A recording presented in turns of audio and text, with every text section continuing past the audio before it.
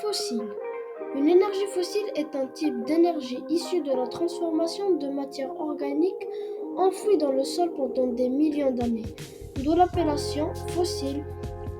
Elle provient de réserves composées principalement de carbone.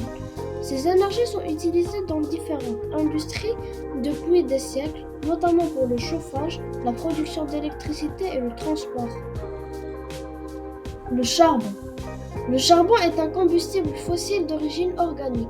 Il est le résultat de la transformation de biomasse, résidus de forêt notamment, enfouis dans le sol au cours des temps géologiques. Les plus anciens et les plus recherchés des charbons datent de près de 300 millions d'années, ère carbonifère. Premières exploitations du charbon.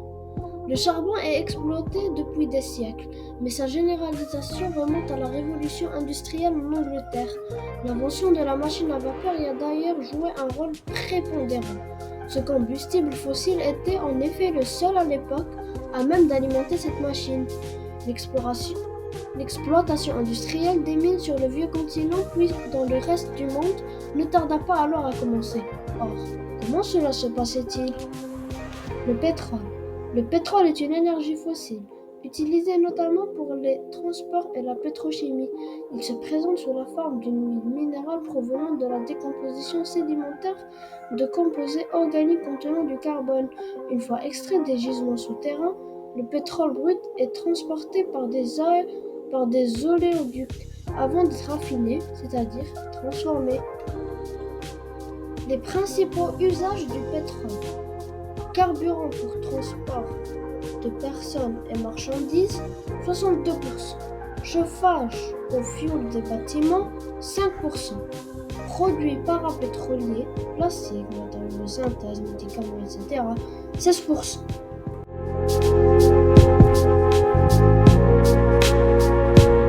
À quoi ça sert ? Ça veut dire quoi ça ? Pourquoi c'est comme ça ? C'est où ? C'est qui lui ? Un jour, une question.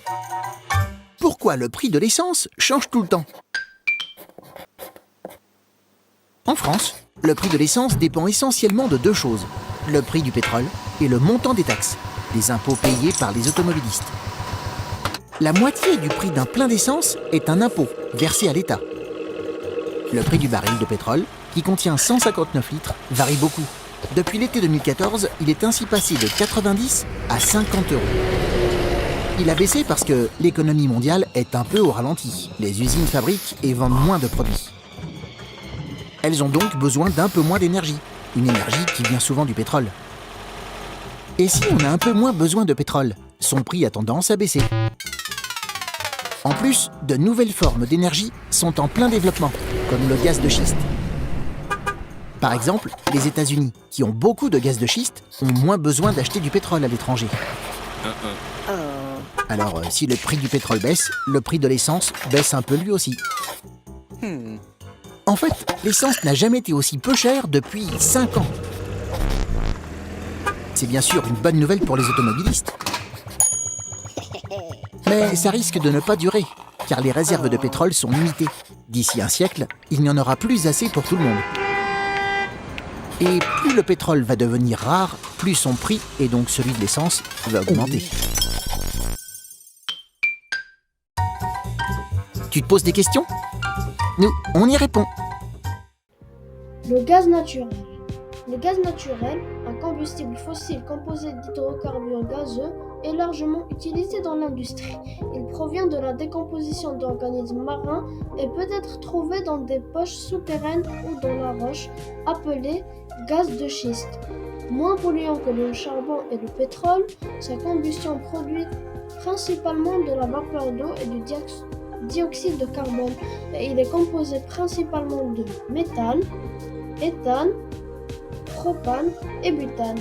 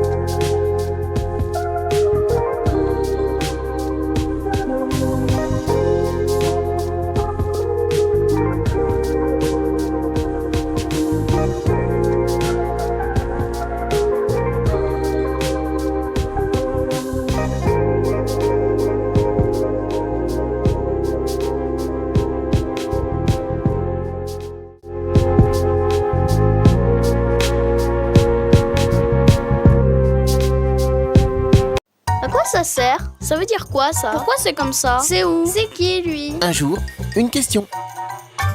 Est-ce que les réserves de la planète sont illimitées?